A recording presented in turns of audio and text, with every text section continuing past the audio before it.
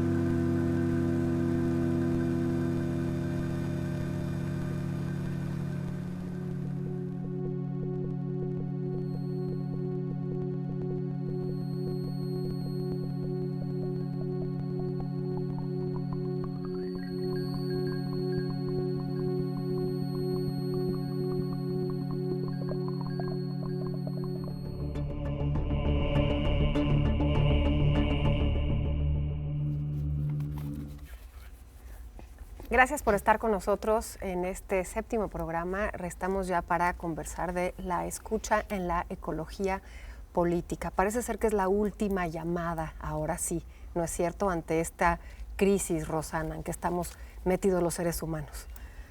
Es correcto, sí.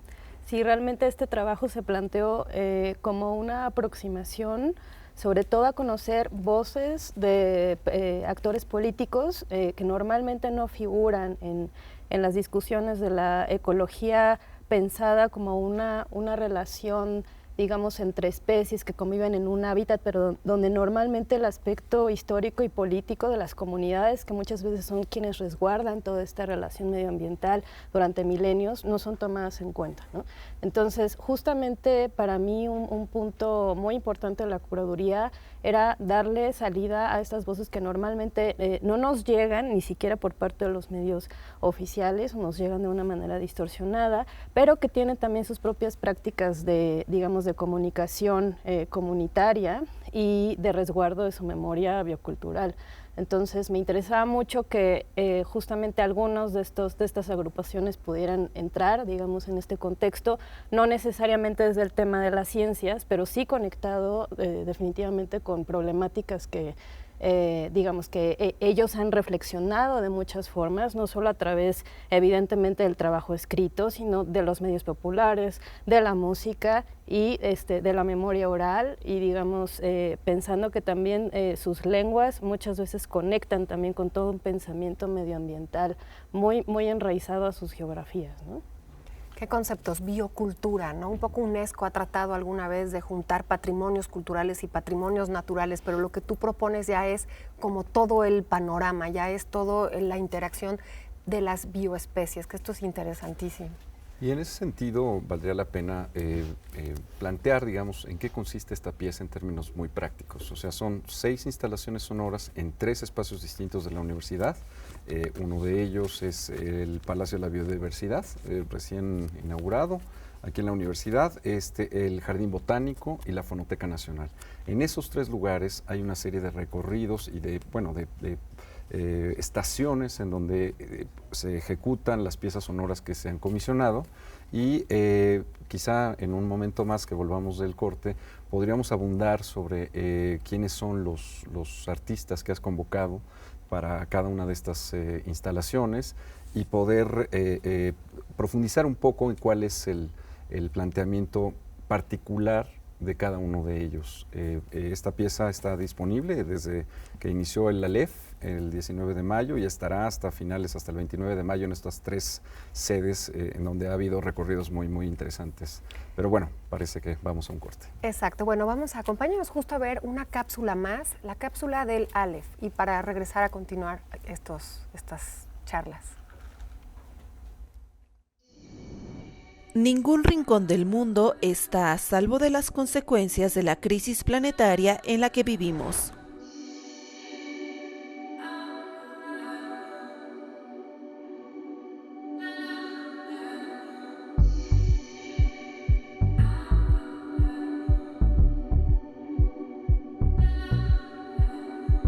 Los desastres naturales, las condiciones meteorológicas extremas, la inseguridad alimentaria y el desabasto de agua son solo algunas consecuencias de nuestra irresponsabilidad como seres humanos.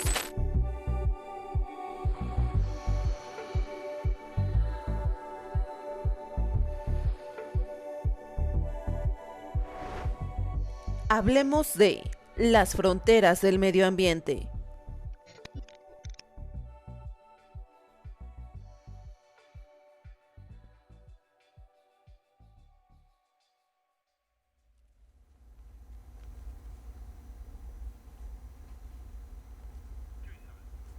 Pues estamos de regreso y uno de los principales ejes para esta discusión, Rosana, Juan, es justamente esta riqueza biocultural. La planteabas, digamos, en la introducción, pero profundamente, ¿cuál es esto que parece ser la clave para salvarnos en este momento? El término de biocultura es un término que aparece en un libro escrito por el geógrafo Narciso Barrera Bassols, un gran académico, y Víctor Toledo, con quien tuve la fortuna de tomar un taller sobre ecología política el año pasado.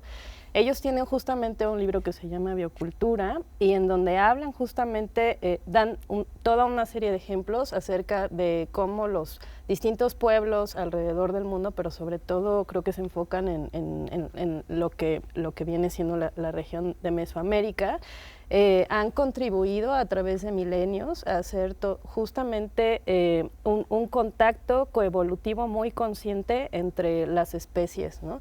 Flora, fauna, territorios, una gran conciencia de las geografías y de las economías que se pueden, digamos, desarrollar, ¿no? El tipo de actividades humanas en conjunción con un pensamiento espiritual muy elevado acerca de la misión que el ser humano tiene y las comunidades tienen como protectoras de esa riqueza, ¿no? Con la cual el humano ha coevolucionado.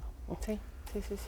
Sustrato muy, muy relevante y sobre todo con una profundidad importante. Yo invitaría al público a visitar la página porque ahí hay unos textos muy, muy interesantes en relación a lo que estás diciendo de lo que significan estas piezas y cuál es el trasfondo social y político en ellas. Hace un momento dije el Palacio de la Biodiversidad, es el pabellón de la biodiversidad, me disculpo. Y ahora sí, ¿por qué no nos platicas un poco de los artistas que has convocado para estas instalaciones? ¿Quiénes son? ¿Cuáles son las propuestas específicamente de cada uno? Podríamos empezar por la sede del Jardín Botánico.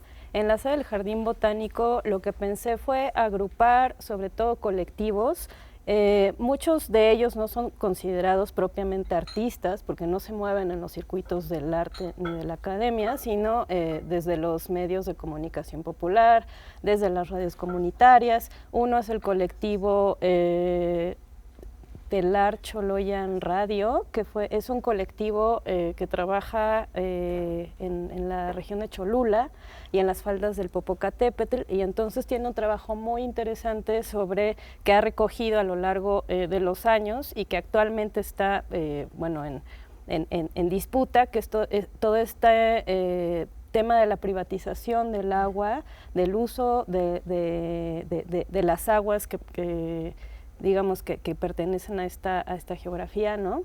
De las faldas del Popo y de los pueblos que están, digamos, históricamente conviven ahí, y digamos el uso de esa agua para el proyecto Integral Morelos, para el gasoducto, para proyectos transnacionales como la Bonafont, que va directamente a extraer el agua ahí para envasarla, con quienes tuvieron una lucha de años, ¿no? Y que finalmente desalojaron a Bonafont, es decir, la compañía de Volkswagen, que también está instalada y que ha tenido diversos impactos ambientales muy fuertes, socioambientales, en la región de Tlaxcala y Puebla. Entonces es una pieza que habla de la lucha de estos pueblos contra estas transnacionales y contra la privatización del agua, y en favor, digamos, de una otra conciencia del agua no como recurso, sino como bien común.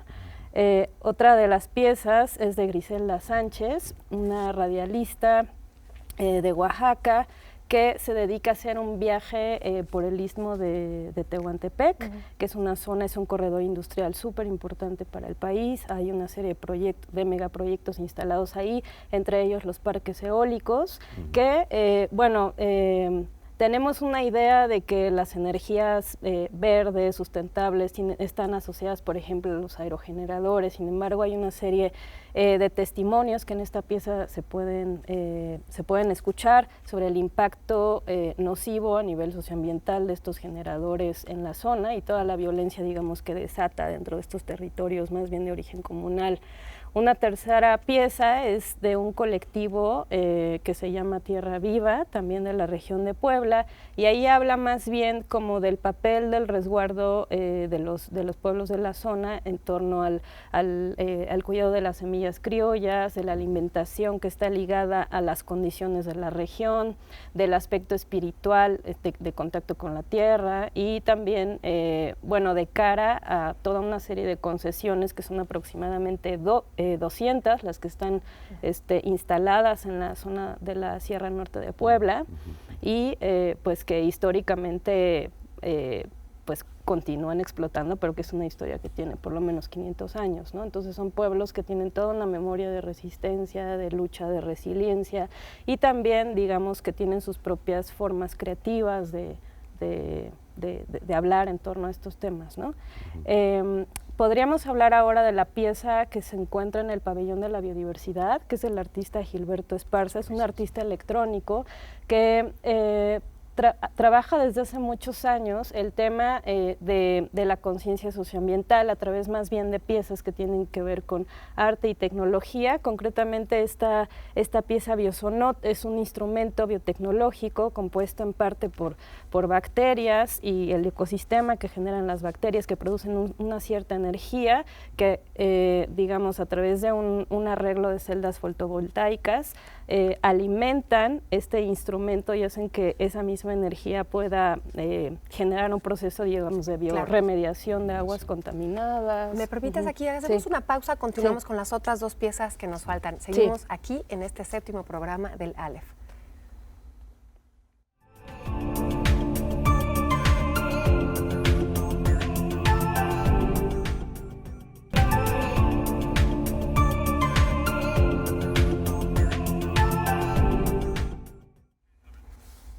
Gracias por continuar con nosotros. Estamos en este 7º programa, La Escucha en la Ecología Política.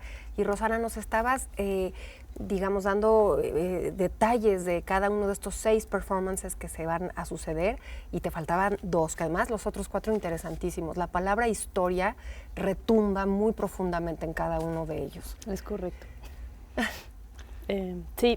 Podemos hablar ahora de las piezas que están en Fonoteca Nacional.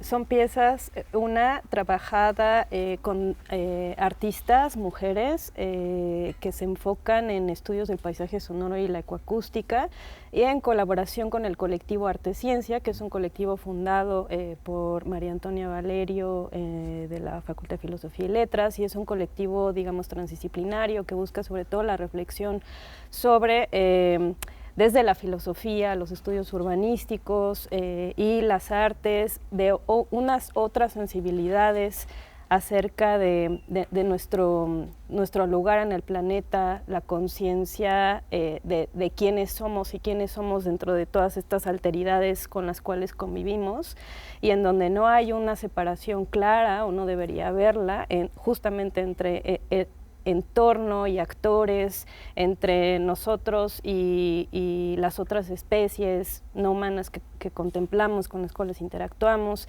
Y hay un par de piezas que reflexionan sobre eso, que están en la Fonoteca Nacional. Una se llama Aviacuatoceno y otra se llama, no recuerdo ahora el nombre, pero es una performance lecture que dio María Antonia con grabaciones de paisaje sonoro. Les invito mucho a escucharla. La siguiente pieza es del colectivo Tuxtla Zunante, que es un colectivo de ecoacústica de Chiapas que ha reunido todo un acervo sumamente rico, que a mí francamente me impactó durante sus años viviendo en distintos territorios de Chiapas. Es un colectivo también interdisciplinario, de comunicación, hay una chica de etnomusicología, hay personas que están más cerca de la producción radiofónica, de la musicología, etcétera. Es un colectivo como muy diverso en ese sentido, cada uno aportando su escucha y sus perspectivas, porque no viven en la misma zona de Chiapas. Y es una pieza fascinante respecto a todo este collage sonoro, todo este mundo de diversidad, de conflictos territoriales, de sacralidades, de lenguas, de diversidad biológica, cultural, que comprenden los territorios de Chiapas. Entonces es una pieza muy fascinante, que también les invito a escuchar. Y algunos de ellos, algunos de estas piezas tienen, digamos, la ejecución de algunas intervenciones coreográficas. Eso ha sucedido en algunas de ellas, ¿no? Sí, es correcto. Justamente la pieza Aviacuatoceno fue elegida por la DAJU, la compañía de danza juvenil de la UNAM, para ser coreografiada en una de las áreas de instalación del Jardín Botánico, y se presentó el sábado pasado. Yo tuve la fortuna de poder estar ahí después de hacer una visita guiada por los otros recintos, y realmente fue una experiencia muy bella. Yo platicaba con Galia Ivenschutz, que es una de las coreógrafas encargadas, y me decía que había sido un trabajo pues no solo de escucha de la pieza, sino de compenetrarse mucho con ese entorno, que básicamente son cactáceas, hay unas nopaleras muy bellas en esa zona, roca volcánica, y como entender cuál es el movimiento de las plantas ahí, las propiedades de las plantas, dibujar las plantas, como adentrarse un poco en la energía de ellas y de su fisiología, etcétera, y entonces tratar de integrarse, ¿no?, desde un movimiento muy lento, muy consciente, muy meditativo en ese espacio, y conectar muy bien, digamos, con ese entorno. Eso fue un gran trabajo. Claro, porque además, Rosana, lo que nos estás hablando ahorita con conectarnos de esta manera es casi quirúrgico, y creo que con esta reflexión me gustaría que nos quedáramos y que nos acompañaran a ver una cápsula más, Historia Sonora Audiovisual, para quedarnos a reflexionar de estos puntos.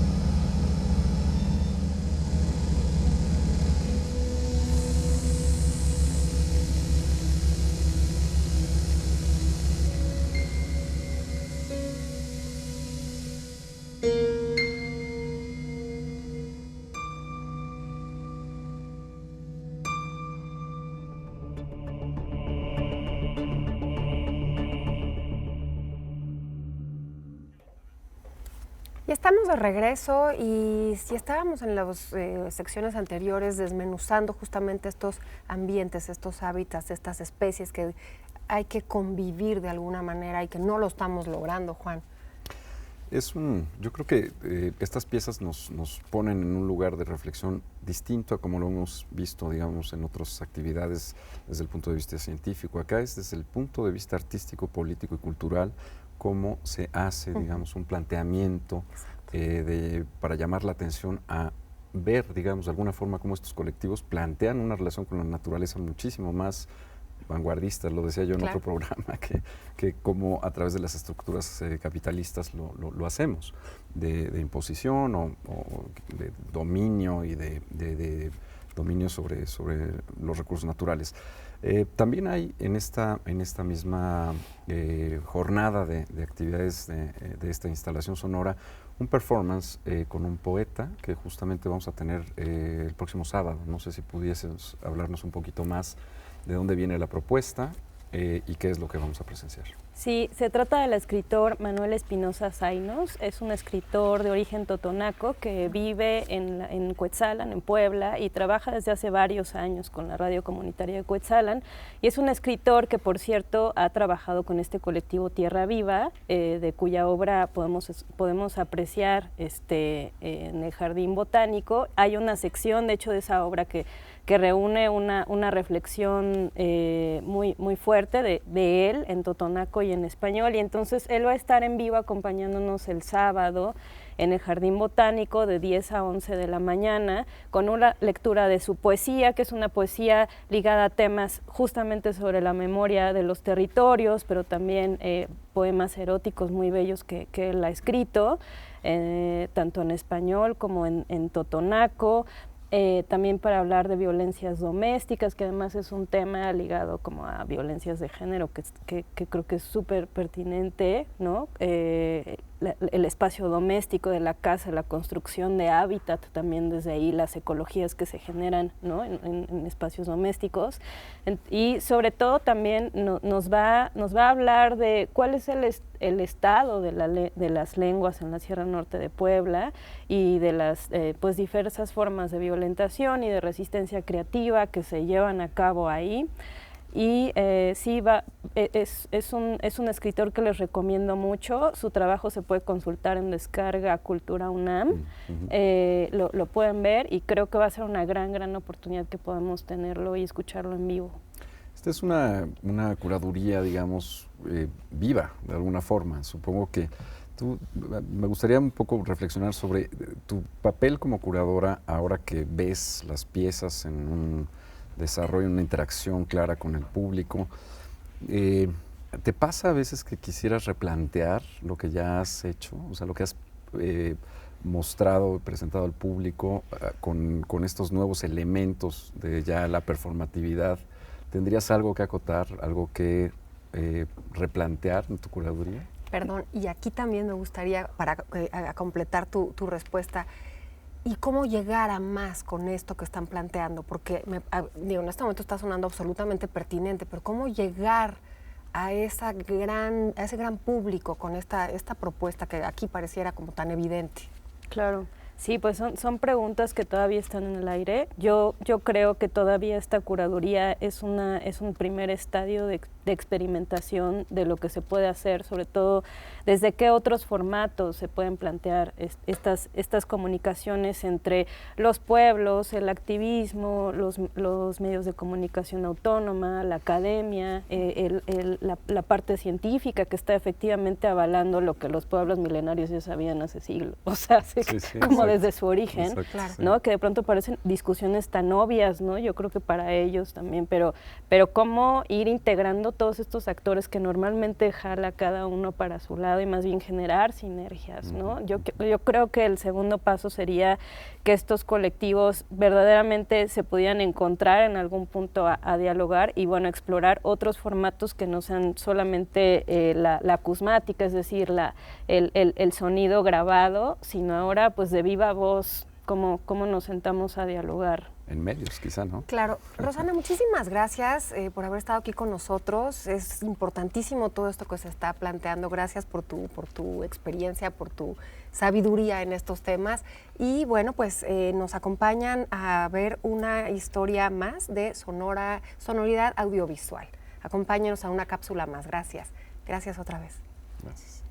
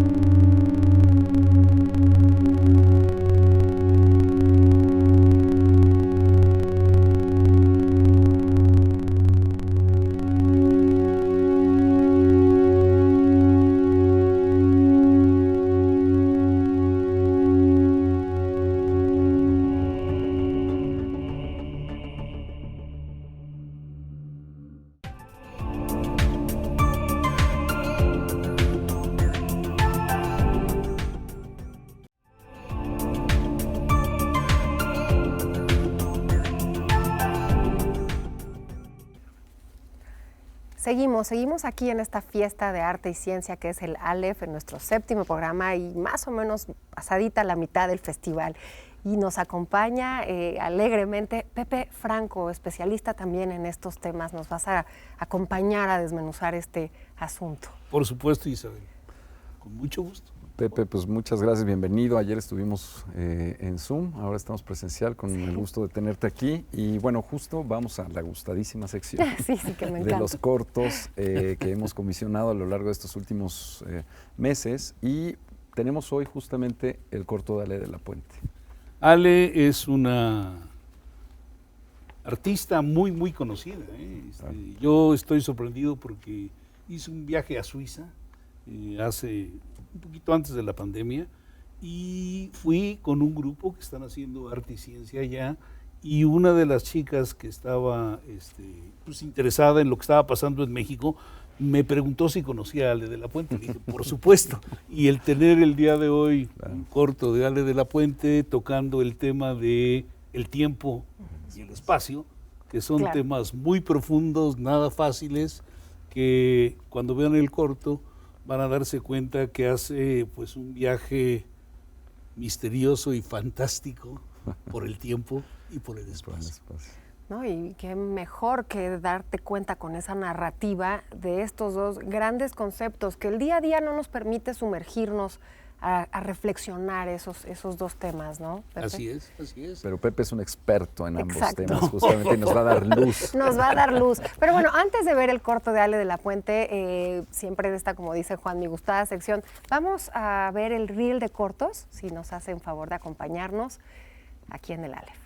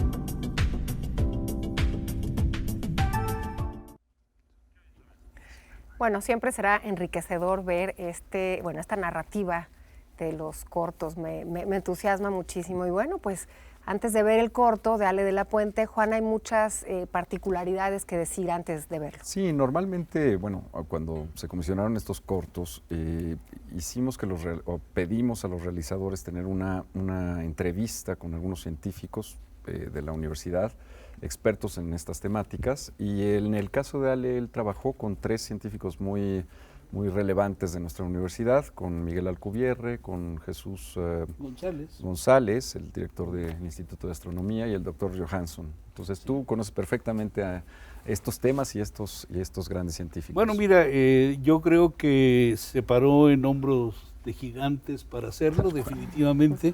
El doctor Jesús González, Chucho González, es mi jefe, es el director del Instituto de Astronomía, y es una persona que tiene una visión, una perspectiva muy bien lograda sobre lo que se hace en astronomía. Entonces, es una fuente valiosísima, importante para cualquier trabajo, sobre todo para un trabajo de este tipo artístico. Miguel Alcubierre, pues es una persona muy conocida. De hecho, él tiene su teoría de viaje en el tiempo, de cómo poder viajar en el tiempo. Es una teoría, pero es muy interesante y ha adquirido notoriedad en todo el mundo por esto. Y por otro lado, pues el tener a una persona del área de ciencias sociales y humanidades, como el doctor Johansson, que está en investigaciones históricas, pues yo creo que completa todo el cuadro, en donde tienes la perspectiva desde las humanidades, la perspectiva desde la astrofísica y la perspectiva de la física, que es casi como si fuera ciencia ficción, en donde los viajes en el tiempo podrían realizarse y podríamos movernos en el tiempo. Entonces, tuvo yo creo que a 3 grandes pensadores, talentos de nuestra universidad para realizar este video. Y bueno, a reserva de que lo veamos en un momento más, ¿cuáles son cómo podrías describirnos muy brevemente qué es lo que vamos a ver? Híjole, pues le voy a quitar el sabor, pero Para voy a robar voy a robar una una frase de lo que tú dijiste sobre el corto, porque me pareció muy importante. Ella hace una alegoría de el inicio del universo en alguno de los puntos, ya hace varias veces esta alegoría, y también cuando inicia el video hace una alegoría de lo que creemos que sucede alrededor de un agujero negro. Entonces, tiene sus pinceladas, y luego viene esta parte repetitiva de los ciclos, en donde vivimos el tiempo de esta manera repetida, cíclica, con alegorías de relojes de arena, movimiento del agua, etcétera. Entonces, pues yo creo que es bien interesante. Claro, y además estabas hablando justamente de algo que enriquece absolutamente, que es la multidisciplinaridad de este tema, porque estás hablando de humanidades, de astronomía, incluso un poco de ciencia ficción. Entonces, digo, este festival es el espíritu, arte y ciencia. Y bueno, sin más preámbulo, vamos a ver el corto justamente. Tiempo, espacio, por favor.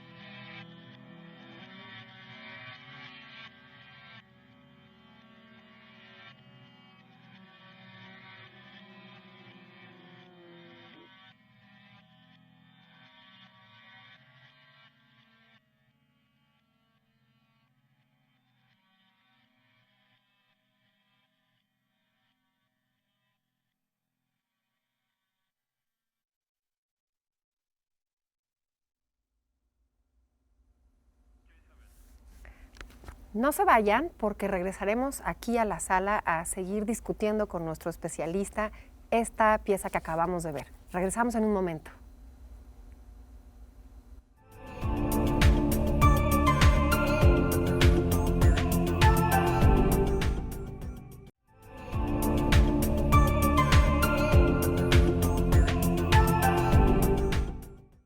Ya estamos de regreso. Pepe, cuéntanos, ¿qué viste en este corto? Bueno, yo creo que no podemos desligarlo de las obsesiones de Ale de la Puente. Ale de la Puente es Ale, no es Alejandra. Muchas personas piensan que se llama Alejandra, pero ella es Ale. Ale de la Puente ha tenido a lo largo de su historia una gran obsesión que es el tiempo. El tiempo ha sido su obsesión y yo creo que pues no es para menos. El tiempo es intangible, nos perturba, nos intriga, no sabemos qué es. A lo largo de la historia, pues, qué sé yo, uno puede buscar y rebuscar y no va a encontrar ni en la filosofía, ni en la religión, ni siquiera en la física, una explicación de qué es el tiempo. Yo creo que en la física el tiempo pues tiene una connotación muy práctica, sobre todo a partir de que Einstein hizo la teoría de la relatividad, pero pues el tiempo nos ha obsesionado, no solamente a Ale, sino a todos los seres humanos a lo largo de toda la historia. Y, por ejemplo, la astronomía no podemos desligarla de todo esto. Los primeros relojes, el primer reloj es la luna, las fases de la luna es el primer reloj, el primer calendario que tenemos los seres humanos, y con eso hemos construido pues toda una serie de elementos que nos han permitido ir refinando la medición del tiempo conforme ha ido pasando diferentes momentos de la historia de la humanidad hasta llegar al momento en donde estamos. Y lo que Ale nos presenta en esta alegoría de tiempo y espacio, pues es el estar en esta obsesión de ciclos. Yo no sé si ustedes lo notaron, pero está ahí la arena cayendo, repitiéndose, las gotas de agua, o sea, todas estas alegorías del tiempo que pues no solamente ellas la obsesionan, como te dije, sino que nos obsesionan a todos. No sé a ustedes qué les dice esto. Bueno, sin duda las imágenes son muy persuasivas, son interesantísimas y la verdad es que nos dejan picados como para seguir comentando, pero creo que no tenemos tanto tiempo ya para redondear, salvo decir que creo que es una gran pieza, indiscutiblemente, y un gran trabajo. Y bueno, pues seguiremos con las distintas piezas de directores que hemos comisionado en el Aleph y pues tendremos a Pepe aquí con nosotros también para comentarlas. Muchísimas gracias, Pepe, muchísimas gracias, Juan. Y justo hablando de tiempo, bueno, lo práctico del tiempo, se nos acabó el verdugo. El verdugo. Y muchas gracias por haber estado con nosotros en este programa. Mañana continuamos con este Festival de Ciencia y Arte, el Aleph 2022, aquí en TV UNAM. Gracias.